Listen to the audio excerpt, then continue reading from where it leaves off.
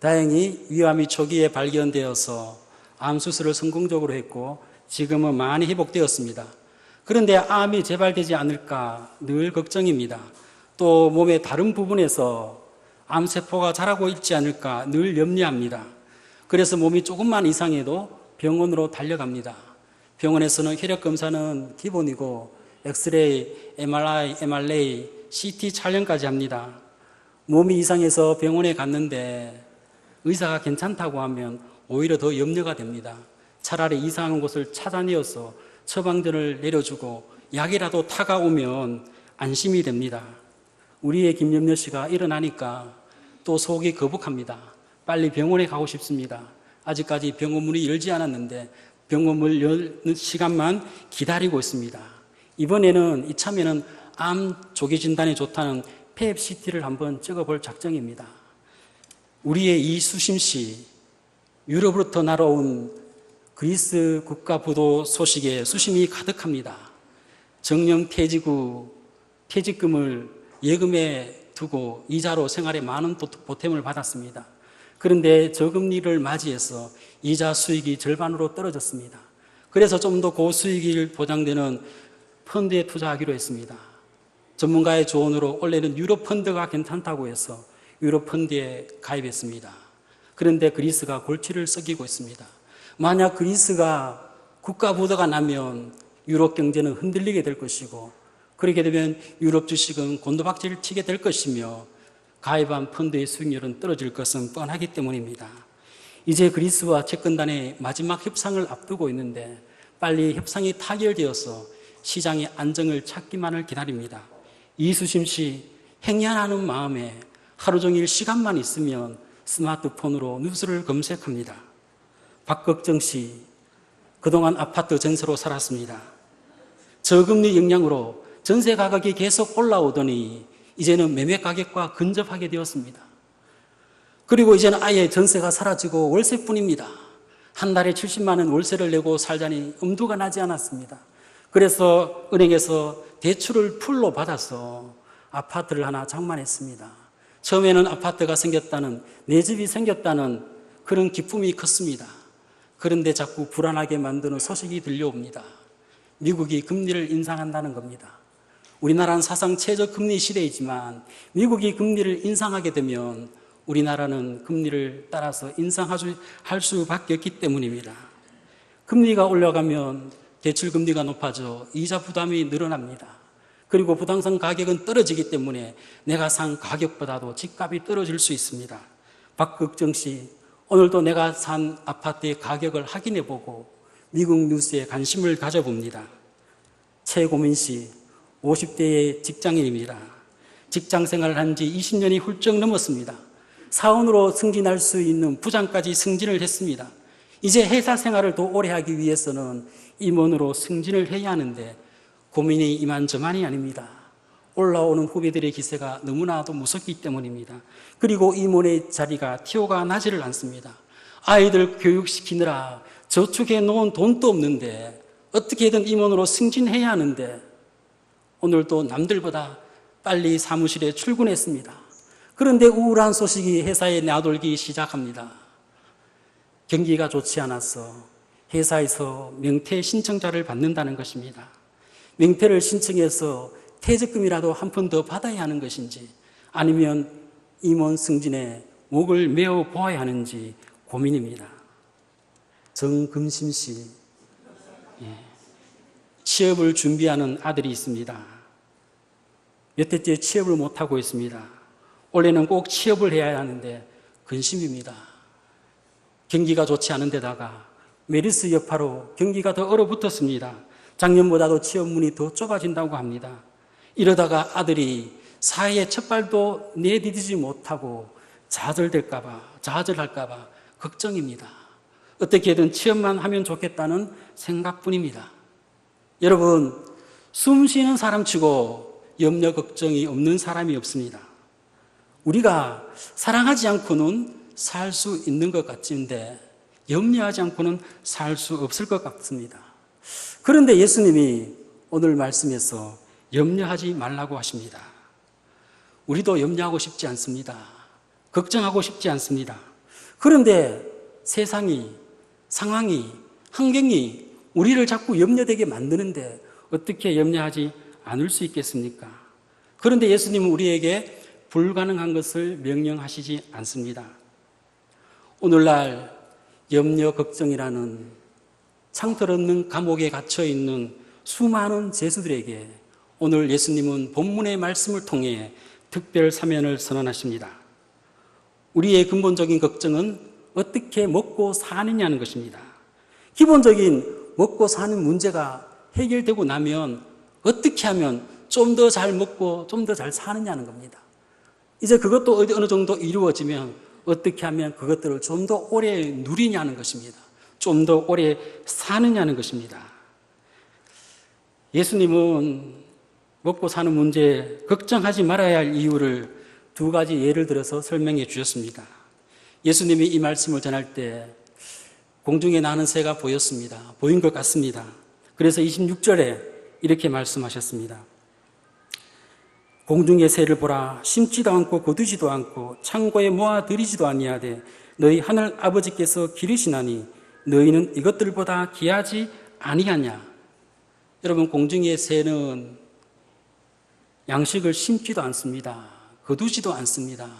아니, 며칠치 먹이도 저장해 두지 않습니다. 도대체 무슨 배짱인지 모릅니다. 그런데도 하루하루 먹이를 얻습니다. 예수님의 눈에는 또 백합화가 보였습니다. 그래서 28절에 이렇게 말씀하십니다. 또 너희가 어찌 의복을 위하여 염려하느냐. 들의 백합화가 어떻게 자라는지 생각하여 보라. 수고도 아니하고 길쌈도 아니하느니라. 들의 백합화는 옷을 사기 위하여 일도 하지 않습니다. 아르바이트도 하지 않습니다. 옷감도 만들지도 않습니다. 옷을 사러 가지도 않습니다. 백합화는 움직이지도 못합니다. 신겨지면 그 자리에서 일생을 마쳐야 합니다.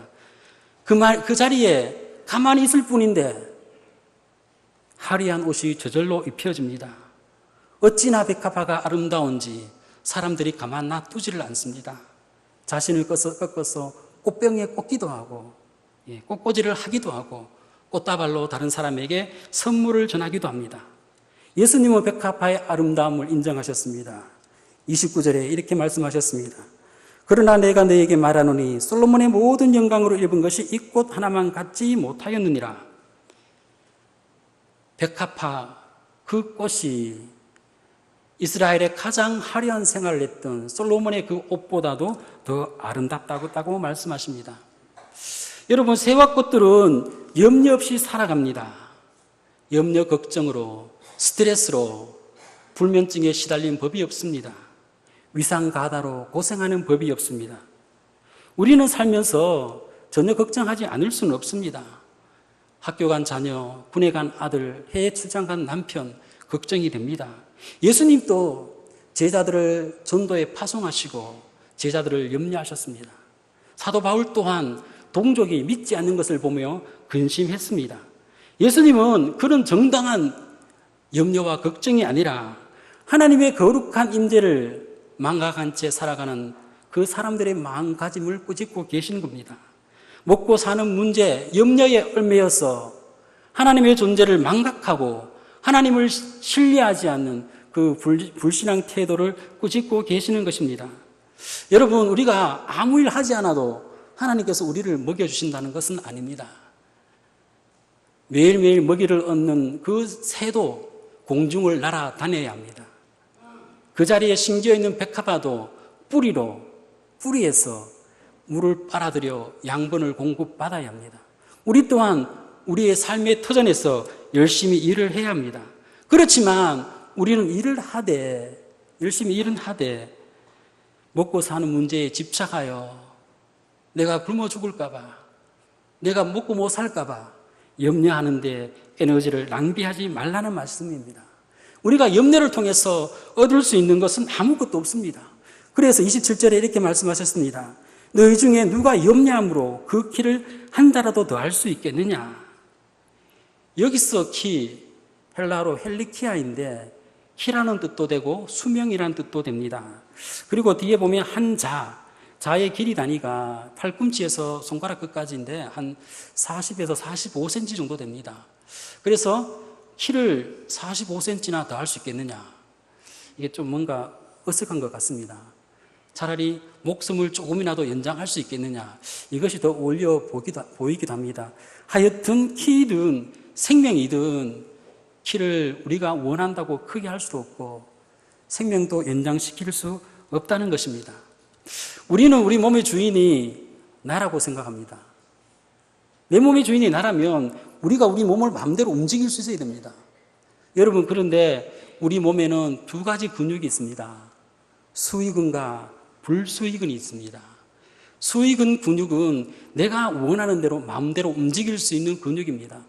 손, 팔, 다리, 목 이런 것들은 내가 원하는 대로 움직일 수 있습니다. 그런데 내가 원하는 대로 움직일 수 없는 근육이 있습니다.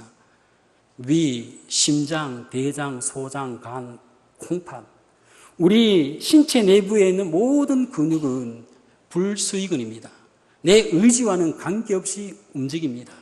내 의지와는 관계없이 심장이 뜨고 내 의지와는 관계없이 위가 소화 운동을 하는 겁니다.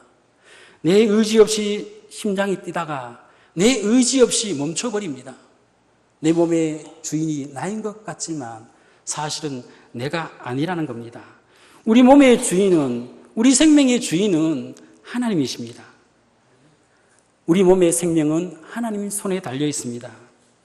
우리 몸의 주인이 하나님이시라면, 우리 생명의 주인이 하나님이시란 것을 인정한다면 우리는 생각을 바꿔야 합니다. 여러분, 새 들어 사는 사람들은 집이 낡아도 별로 걱정하지 않습니다. 물론 집을 잘 보살피지만 하수구가 막히다든지 싱크대가 고장나면 자기가 수리 안 합니다. 주인한테 전화해서 고쳐달라고 합니다. 물론 세입자도 집을 잘 관리해야 되지만 집의 최종 관리의 책임은 주인에게 있습니다. 우리 생명 또한 우리가 잘 보살펴야 하고 몸을 잘 살펴보아야 하지만 우리 생명의 최종 책임은 하나님에게 있습니다. 하나님이 하신 그 일을 내가 하려고 하니까 하나님밖에 하실 수 없는 그것을 내가 어떻게 해보려고 전전긍긍하니까 우리에게 더 큰 염려가 다가오는 것입니다. 우리 몸조차 내가 마음대로 할 수 없는 연약한 존재임을 우리는 알아야 합니다. 그리고 우리의 생명 대신, 우리 생명의 주인 대신 하나님이 나의 생명을 책임지신다는 것을 우리가 믿어야 합니다. 여기 앉아 계신 여러분들은 하나님이 천지 만물을 만드신 것을 믿습니까? 그렇다면 금도 은도 세상 모든 만물이 하나님의 것임을 믿습니까? 우리가 예수님을 믿음으로 통해 하나님의 자녀된 것을 믿습니까? 진심으로 믿는다면 왜 걱정하십니까? 왜 염려하십니까? 최소한 세 가지의 물음 중에 내가 먹고 사는 문제에 염려하고 있다면 세 가지 물음 중에 그 한 가지는 아멘으로 답은 했을지라도 실제로 믿지는 않는다는 겁니다. 여러분, 정상적인 부모들은 자녀들이 굶주리는 것을 그냥 놔두지 않습니다. 세상 부모는 때로는 자녀들을 도와주고 싶지만 능력이 안 되어서 도와주지 못할 때가 있습니다. 그런 경우는 있습니다. 그런데 하나님은 그의 자녀들을 도와주지 못할 그런 사정은 없습니다. 도와주고 싶은데 없어서 도와주지 못하는 경우는 없습니다. 단지 우리가 때로는 하나님께 기도하지만 내가 원하는 만큼 채워주지 않는 것은 그 정도가 우리에게 유익하기 때문에, 우리에게 맞기 때문에 하나님께서 그렇게 하시는 것입니다. 하나님은 우리가 먹고 살아야 하는 것, 생계의 문제 이미 다 알고 계십니다. 이방 사람들은 이것을 삶의 목표로 삼고 그것을 구합니다. 그런데 하나님은, 하나님을 믿는 사람들은 구하는 것이 달라야 한다고 말씀하고 있습니다. 우리 33절에서 이렇게 말씀하셨습니다. 우리 함께 읽겠습니다. 그런즉 너희는 먼저 그의 나라와 그의 의를 구하라. 그리하면 이 모든 것을 너희에게 더하시리라. 우리가 먹고 사는 거 염려하지 말고 하나님께서 하라는 게 있습니다. 구하라는 게 있습니다. 그것은 하나님 나라와 그 의를 구하랍니다. 하나님 나라. 여기는 바실레이아, 절대 군주가 다스리는 왕국입니다. 하나님이 절대 군주가 되셔서 통치하시는 그 나라를 구하라는 겁니다. 그리고 하나님의 의라고 했는데 여기서 의는 하나님이 옳게 여기시는 그 상태, 하나님이 옳게 인정하시는 그 성품입니다. 그래서 너희는 하나님의 통치가 이루어지는 그 하나님 나라와 그 하나님 나라에 합당한 성품을 구하라고 하십니다. 그것을 구할 때 너희가 먹고 사는 문제, 그것은 내가 채워주겠다는 하나님의 말씀입니다. 독립운동가 김구 선생님은 백범일지에서 나의 소원에서 이렇게 말했습니다. 내 소원이 무엇냐고 하나님이 내게 물으시면 나는 서슴지 않고 내 소원은 대한의 독립이요라고 대답할 것이다. 그 다음 소원이 무엇냐고 하면 나는 또 우리나라의 독립이요 할 것이요. 또 다음 소원이 무엇이냐 하면 세 번째 물음에도 나는 더욱 소리를 높여서 나의 소원은 우리나라 대한의 완전한 자주 독립이요라고 대답할 것이다. 동포 여러분, 나 김구 소원은 이거 하나밖에는 없습니다. 내 과거 70평생을 이 소원을 위하여 살아왔고 현재에도 이 소원 때문에 살고 미래에도 나는 이 소원을 이루기 위하여 살아갈 것입니다. 백범 김구 선생님의 소원은 첫 번째도 두 번째도 세 번째도 대한의 독립이었습니다. 그것이 김구 선생의 존재의 이유였고 삶의 이유였습니다. 여러분의 소원이 무엇이냐고, 여러분의 삶의 목표가 무엇이냐고, 여러분의 존재의 이유가 무엇이냐고 물으신다면 어떻게 답하실 작정이십니까? 공산주의 사상에 매료된 한 청년이 공산주의 운동에 헌신하기 위하여 자기가 사랑하는 여자에게 헤어지자고 편지를 썼습니다. 그 편지의 일부입니다. 우리 공산주의자들은 사망률이 높습니다. 총에 맞고 교수형을 당하고 조롱당하고 직업을 잃고 있습니다. 우리 중 상당수는 이미 죽었거나 감옥에 갇혀 있습니다. 우리는 대부분 가난하게 살고 있습니다. 우리는 좋은 집, 좋은 자동차를 가질 여유도 없습니다. 그러면서도 우리는 우리의 모든 시간, 모든 재산, 모든 재능을 아낌없이 당을 위해 바칩니다. 사람들은 우리를 가리켜 강신자라고 부릅니다. 그렇습니다. 우리는 강신자입니다. 우리의 삶은 오직 하나의 목적, 세계 공산화의 노력에 의해 지배되고 있습니다. 내가 죽도록 갈망하는 것이 있는데 그것은 공산주의가 실현된 세상입니다. 그것은 이제 내 삶이요, 내 사업이요, 내 종교요, 내 취미요, 내 연인이요, 내 아내요, 내 애인이요, 내 빵이요, 내 고기입니다. 나는 낮에 그 일을 하고 밤에는 그것을 꿈꿉니다. 나에게 이제 이 비전을 떠나서는 나의 다른 어떤 인생도 우정도 사랑도 대화도 존재할 수 없습니다. 나는 이 이상을 위해 감옥에 갇힐 준비가 되어 있고 필요하다면 사형대에 설 준비가 되어 있습니다. 여러분, 공산주의가 무엇이기에 한 청년의 삶을 이렇게 송두리째 흔들어 놓았을까요? 하루 종일 그는 공산주의를 꿈꿉니다. 공산화를 위하여 일하고 저녁에도 그것을 꿈꿉니다. 죽도록 갈망하는 것은 세상 모든 곳에 공산화가 이루어진 그 세상을 갈망하였습니다. 이루어지지 않을 그 이상 때문에 인생을 이렇게 던진 한 청년이 있는데 우리는 영원한 가치가 무엇인지, 참된 진리가 무엇인지 안다고 고백한 사람들입니다. 그런데 우리가 꿈꾸고 바라고 소원하는 것이 무엇입니까? 우리는 저 공산화된 세상과는 비교자차 될 수 없는 하나님의 완전한 통치가 이루어질 그 나라를 사모하며 꿈꾸며 구하며 살아야 합니다. 하나님 나라는 어디 외부에 우리 눈에 보이는 외부 어느 곳에 형성되어지는 것이 아니라 이루어지는 것이 아니라 하나님 나라는 먼저 내 마음 안에 이루어집니다. 내 마음이 하나님의 말씀에 의해서 하나님에 의해서 통제되어지는 것, 다스려지는 것. 그래서 모든 생명의 근원인 이 마음에서 끊임없이 제약이 솟아나는 것이 아니라 하나님의 다스림이 있어서 마음속에 일어나는 생각과 묵상과 그리고 내 마음에, 내 입술의 모든 말이 하나님께 합당한 제물이 되는 것. 그것이 우리 삶의 목표이고 우리의 소원이어야 합니다. 우리는 하나님 나라와 하나님 의를 구하라고 하니까 추상적으로 느껴지십니까? 그러면 쉽게 예수님처럼 되면 됩니다. 예수님을 닮으면 됩니다. 왜? 예수님의 마음에는 완벽한 하나님의 다스림이 있었습니다. 예수님의 성품은 하나님께서 원하시는 완벽한 성품입니다. 우리가 보이는 모델인 예수님을 바라보고 예수님을 닮으려고 하면 하나님 나라와 하나님 의를 구하는 삶은 이루어진다는 겁니다. 축구 선수는 박지성을 닮고 싶습니다. 야구 선수는 이승엽을 닮고 싶습니다. 그리고 피겨 선수는 김연아를 닮고 싶어 합니다. 왜? 그들을 닮으면, 그 분야의 최고인 그들을 닮으면 야구를 잘하게 되고 축구를 잘하게 되고 피겨를 잘하게 되기 때문입니다. 우리는 예수님처럼 되려고, 예수님을 닮으려고, 예수님 마음을 가지려고 하면 모든 것이 이루어집니다.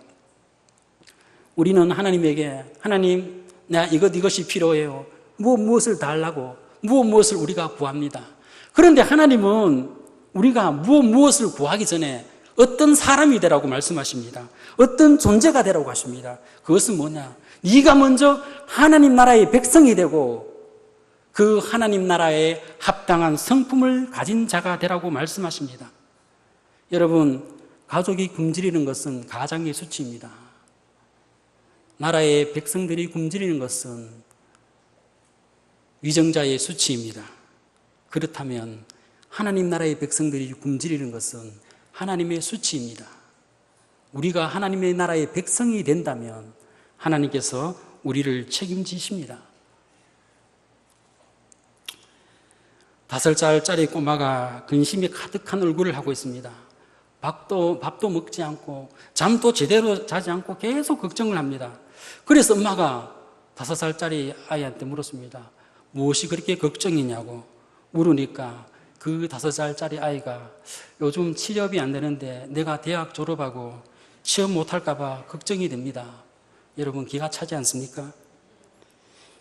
8살짜리 남자아이가 학교에 다녀오더니 방문을 잠그고 엉엉 울기 시작합니다. 어찌나 슬피 우는지 엄마가 걱정이 돼서 문을 열고 들어갔습니다. 그래서 아이에게 물었습니다. 왜 학교에서 싸웠냐고, 무슨 일이 있었냐고 물었습니다. 그러자 그 8살 남자아이가 이야기합니다. 반에서 보니까 남자친구들이 훨씬 많아가지고 여자 짝이 없는 남자들이 많다고, 이것을 보니까 내가 나중에 장가 갈 때 여자 못 구할까봐 걱정이 된다고, 그래서 눈물을 글썽이고 있습니다. 정말 어이가 없지 않습니까? 10살짜리 아이가 얼굴에 수심이 가득합니다. 그래서 엄마가 물었습니다. 왜 수심이 가득하냐고. 그러니까 10살짜리 아이 그럽니다. 엄마, 내가 벌써 10살이 되었는데 아직 노후 자금을 하나도 못 마련했어요. 어떡하죠?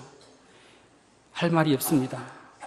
이런 아이들 있으면 우리 어른들이 어떻게 합니까? 쓸데없는 걱정하지 말라고, 그런 것은 그때 가면 다 해결되게 돼 있다고 걱정하지 말라고 이야기하지 않습니까? 그런데 이렇게 걱정하는 아이들은 아무도 없습니다.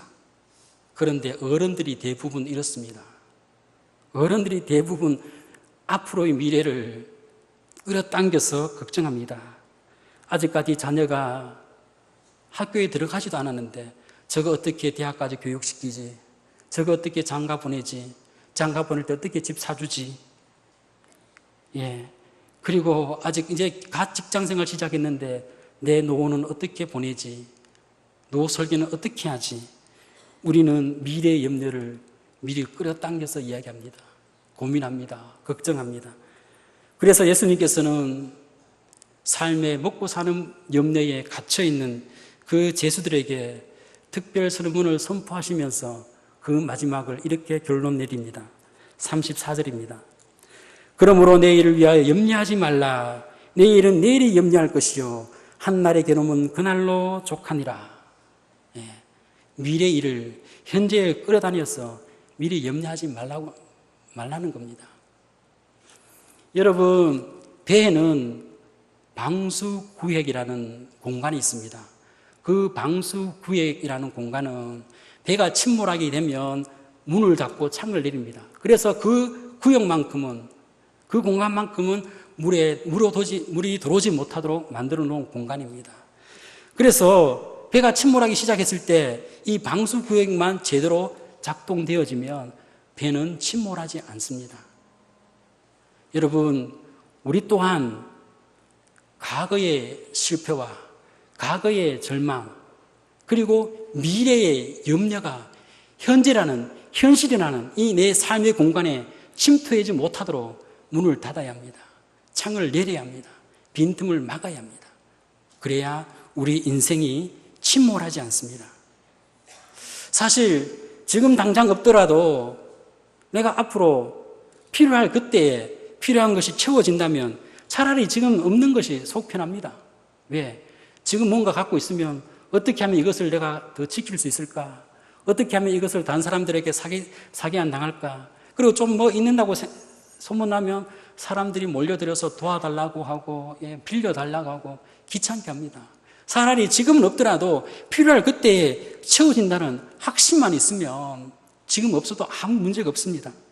여러분, 이스라엘 백성들을 하나님께서 광야로 인도하실 때 40년 동안 인도하셨습니다.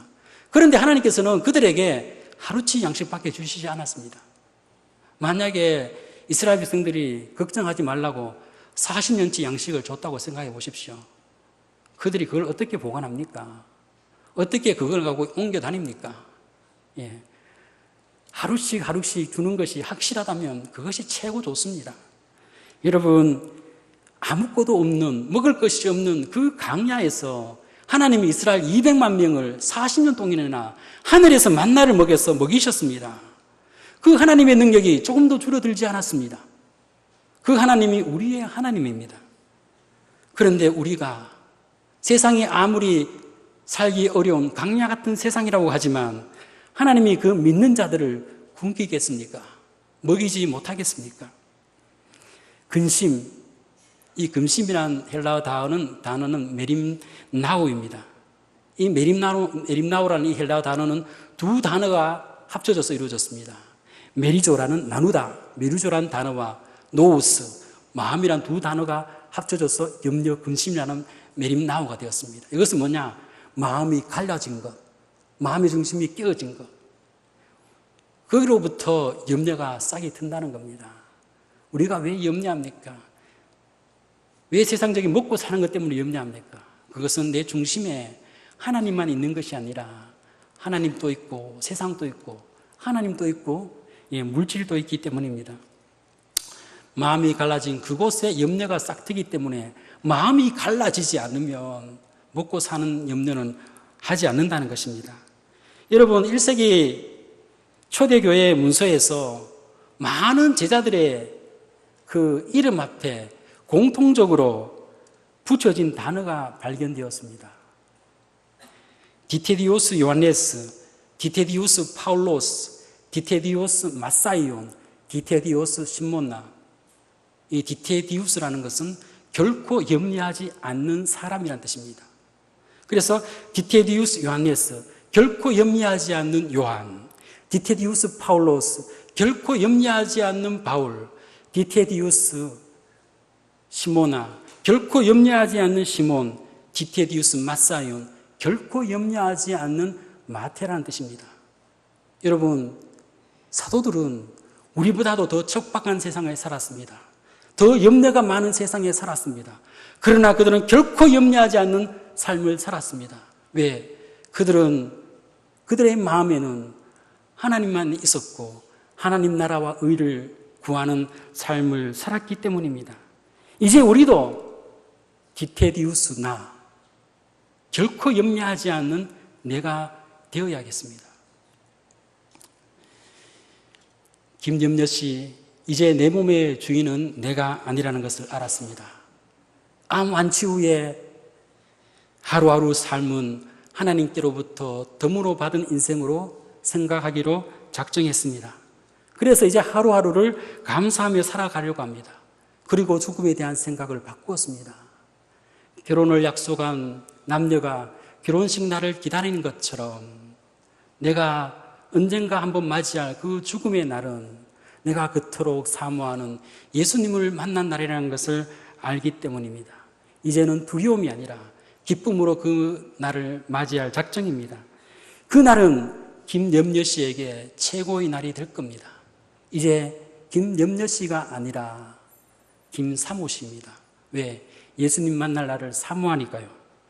이수심 씨, 다행히 그리스 총리가 채권단에게 파격적인 개혁안을 제출했습니다. 아무래도 채무 협상이 타결될 것 같습니다. 이제는 재정 관리에도 하나님의 도우심과 인도하심을 구할 작정입니다.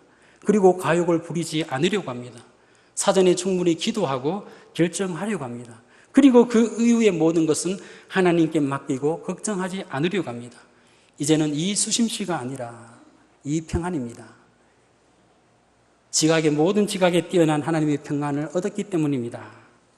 박극정 씨, 다행히 당분간은 미국이 금리를 인상하지 않는답니다. 이제는 집을 투자의 개념이 아니라 주거의 개념으로 보려고 합니다. 집을 좀 줄여서라도 대출은 줄여볼 작정입니다. 이제 이 땅의 집은 여행 가서 잠시 거하는 임시처소 정도로 생각하려고 합니다. 알고 보니까 잊고 있는 것이 있었습니다. 강남의 20억 아파트와 비교도 되지 않는 천국에 내 집이 있다는 사실을 알았습니다. 이제는 박극정이 아니라 박미소입니다. 왜? 박극정 씨의 친구는 아파트 분양을 받았는데 1억이나 올랐다고 대박이라고 자랑하는데 박극정 씨는 천국의 그 집을 가격 측정 불가인 천국의 내 집을 생각하니 빙글에 미소 지어지기 때문입니다. 최고민 씨, 명퇴 신청을 하지 않기로 했습니다. 힘이 닿는 데까지 부딪혀볼 작정입니다. 은퇴 후 무엇을 해야 하는지는 아직은 모르겠습니다. 그렇지만 엄마 뱃속에서 지금까지 함께 하셨던 하나님이 내 은퇴 후의 삶 가운데서도 함께 하실 거라는 확신을 얻었습니다. 이제는 최고민이 아니라 최확신입니다. 정금심 씨, 이제는 자녀에게 취업에 대한 스트레스를 주지 않으려고 합니다. 대신 붙들 말씀을 찾았습니다. 10편 37편 25절, 내가 어려서부터 늙기까지 의인이 버림을 당하거나 그의 자손의 걸식함을 보지 못하였도다. 의인이 버림을 당하거나 그의 자손의 걸식함을 보지 못하였도다. 내 자녀의 생계 문제는 자녀의 능력 문제라고만 생각했는데 부모인 내가 먼저 하나님께 인정받으면 내 자식의 먹고 사는 문제는 하나님께서 책임져 주신다는 이 말씀을 붙들기로 하였습니다. 노아의 아들들은 아버지 노아가 당대 의인이라는 하나님께로 인정을 받아서 노아의 아들들도 홍수로부터 건짐을 받았습니다. 이 실업의 홍수 시대에 내 자녀가 거기 홍수로부터 건짐받는 비결은 먼저 내가 하나님께 인정받아야 한다는 것을 알게 되었습니다. 이제는 정근심 씨가 아니라 정동행입니다. 하나님과의 동행의 중요성을 깨달았기 때문입니다. 여러분, 김염려, 이수심, 박극정, 최고민, 정금심, 어느 것이 여러분에 해당이 됩니까? 더 많은 것이 있지만 시간 관계상 줄일 수밖에 없었습니다. 여러분, 우리가 걱정할 수 않고 먹고 사는 문제 염려하지 않고 살 수 있는 비결, 그것은 먼저 그의 나라와 그의 의를 구하는 것, 내가 예수님 닮고 싶어하는 것, 예수님처럼 되고 싶어하는 것, 예수님 마음을 가지려고 노력할 때 그런 세상적인 모든 필요는 하나님께서 알아서 채워주십니다. 그런 삶을 누리시는 성도님들이 되었으면 좋겠습니다. 그래서 우리 남부교회는 디테디우스 장로님, 디테디우스 권사님, 디테디우스 집사님, 디테디우스 성도님, 결코 염려하지 않는 장로님, 결코 염려하지 않는 지사님, 결코 염려하지 않는 권사님, 결코 염려하지 않는 성도님들이 모인 아름다운 공동체가 되기를 축원드립니다. 우리 335장 찬양 드리겠습니다.